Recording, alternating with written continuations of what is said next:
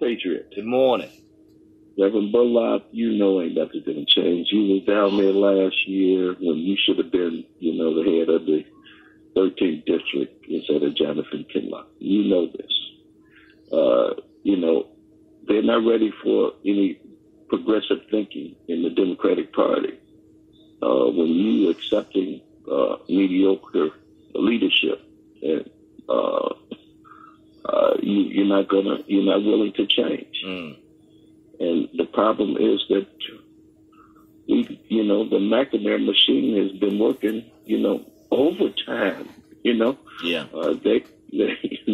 They all entrenched into the political system in Detroit, and I don't think they, going to change because the money is going to be there for them not to change. Mm-hmm. So, Reverend Bullock, you got to change the way people think about the way our government is working. You guys did a yeoman's job of putting Public Act 4 on the ballot, and for it to go down like it did, to me, is un-American. It's, you don't go and circumvent the people's will. Right, that's right. Don't want this. Right. And this is a problem in America. When things should have been changed when the children of Sandy Hook got shot down, but it didn't. When 92% of Americans said, hey, let's make a change. And then it didn't matter that the National Rifle Association members, to the tune of 82%, said, we don't care that you change. Right. They didn't listen to anybody. Nobody. It's a dangerous thing is happening in America, and we are in ground zero of it changing. So until we get a grip on that thinking of America being circumvented in this pseudo-fascist government system that's going on right now, and if we don't start coming together as like-minded thinkers of true Americans that believe in truth in government and justice for all, then it's not going to change. Right. Hey, Les. I mean, you're making great points, and thanks for calling. I appreciate the call. This you called it neo-fascism. Definitely, when 80,000 people say we don't want Nestle to get any more water, and the government says we don't care about the 80,000 people on record, we're going to do what we want to do. When you have a repeal of Public Act 4, and the government says I don't care, we're gonna have emergency managers anyway. So we are moving into a place where it's really not a democracy; it's a plutocracy, maybe a kind of fascism where the mass engagement of people is being suppressed. But the Dems are doing something this weekend, and I wonder what folks are thinking about the Democratic Party. But before we go back to that topic, we do have a quick announcement. Line 2, Tyrone Winfrey is on the line. Good morning, Tyrone. How are you? Good morning, Reverend Bullock. It's just a great pleasure to be back on your show. Happy Friday to you. Happy Friday to you. Thanks for coming on. And you should be at Considine. I'm at Considine right now, and people are coming in, and we're excited. We want Metro Detroit to continue to come out this morning. All right, and the Job Fair and Skill Expo is from 9 a.m. to 3 p.m. Considine Little Rock Recreation Center, 8904 Woodward Ave. And Tyrone, so if folks want to get down there, they still have time to come on down. They have plenty of time to get on down here. 8904 Woodward at Holbrook. We have Microsoft that's here. We have the skilled trades that are here, electrical, construction. We even have healthcare facilities here. We have a Michigan Barber School on site cutting hair. We have the City of Detroit Municipal ID, the Wayne County Treasurer's Department, the Elections Department. You can name it. We have them here. They will take care of your job. They'll take care of you get a skilled trade. We even have Wayne County Community College District, the major sponsor of this, on board to talk to you about going to school as well. Wow. It sounds great, Tyrone. Thanks for the great work. And thanks for calling in. We appreciate you. Look, if you are listening and you know somebody that needs to get a job, looking for employment, get them down to Considine, 8904 Woodward, 8904 Woodward. Know somebody need to shop, send them to the People Store, 16400 West 7 Mile. Look, let's keep the conversation going. Line 3, Dieta, you're on the air. Good morning to you. Good morning, Reverend Dr. Fearless. How are you? I'm well. How are you? Good, thank you. You referenced whether or not there is room for an insurgent movement in America. I think that there is. Okay. And I think that the time is now. I think that the average American is of the opinion that the Republican Party and the Democrat Party have failed us. They do not believe in people engagement. You and Les just had a conversation relative to all of the measures that we, the people, have said we don't want. Mm-hmm. And the government has said it does not matter what you want. It's what we're going to give you.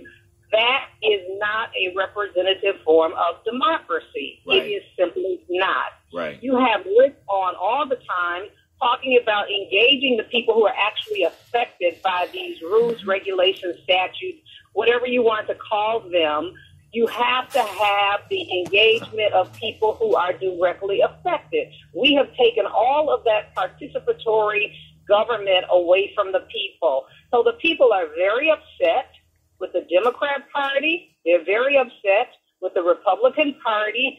And there is a consensus out there that says that the only difference between a Republican and a Democrat for all practical purposes is the label that you attach to party is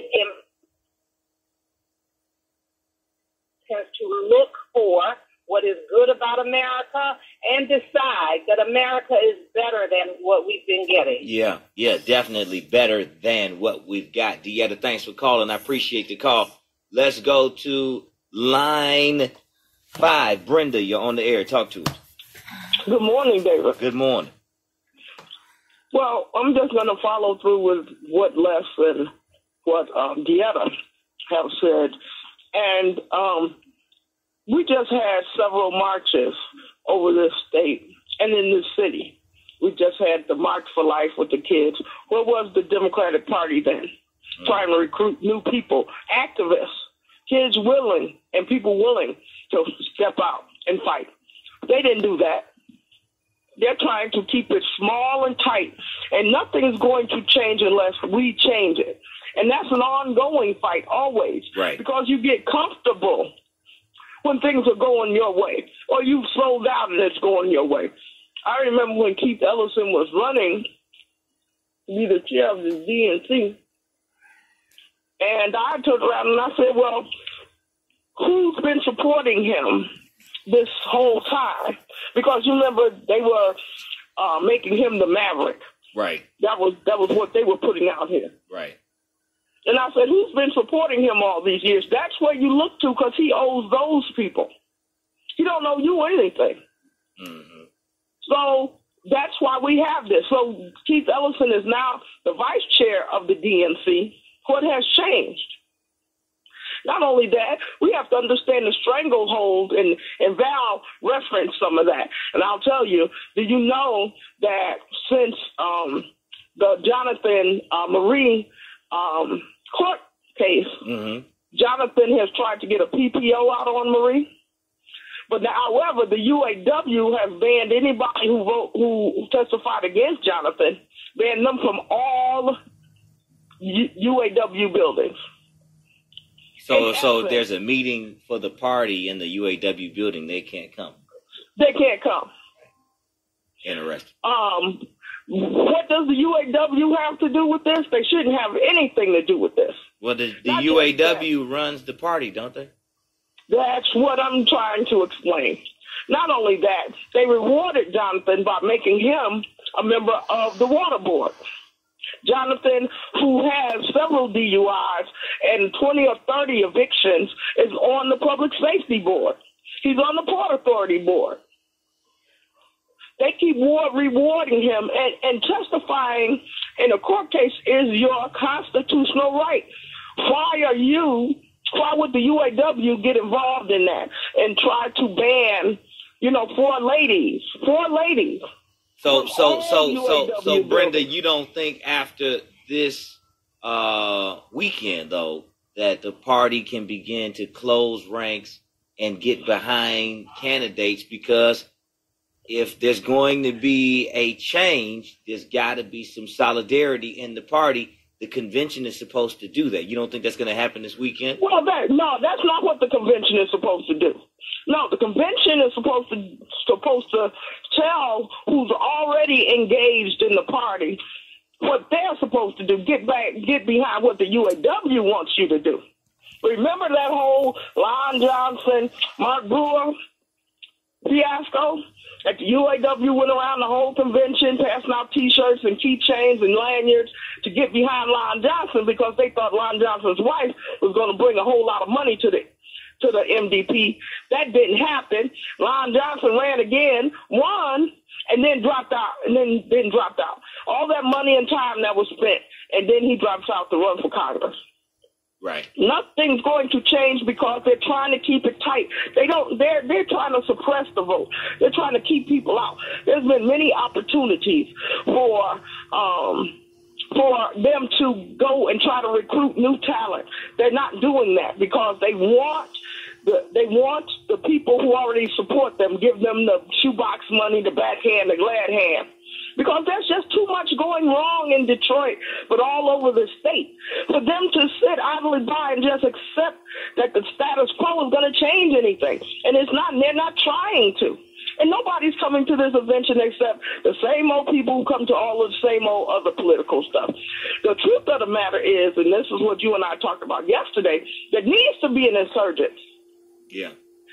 I'm not a part of that. But I wonder if there will even be any kind of progressive insurgent movement at the convention this weekend. I think the Michigan Democratic Party is pretty much out of gas at this point. That's right, and they want that though. I mean, the Democrats go into Congress poor and come out rich too. How do you think that happens? If they really for the people, for the grassroots people, for the poor people, for the people who really need help, how do you come out rich as well? Right. As the Republicans, because you're doing the same things they're doing. Right. Insider trading, insider information, hanging out with the same people on the side that will pay to play, all that. Right. Brenda, thanks for calling. I appreciate the call. Let's get some other folks in the conversation. Let's go to line 4. Steve, you're on the air. Good morning. Reverend Bullock, how are you? I'm well. How are you?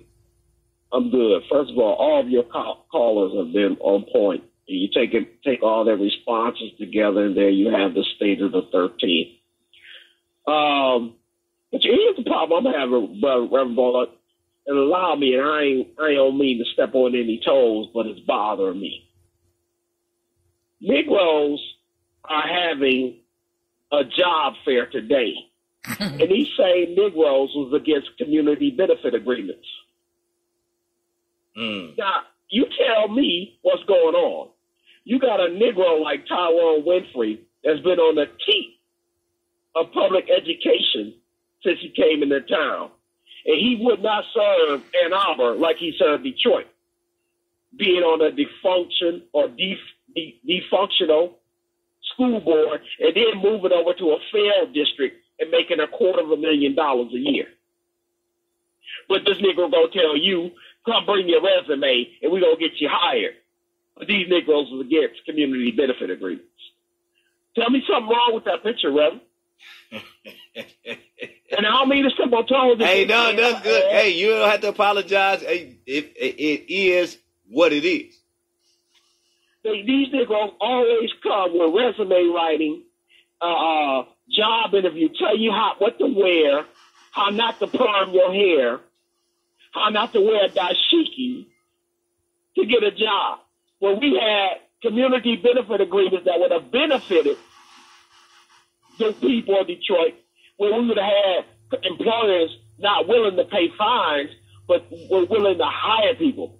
Right now, it is prime to pay fines in this city than to hire people. Right. And these Negroes want you to come over to Considine, Reverend Holly, Tyler Winfrey, and fill out a resume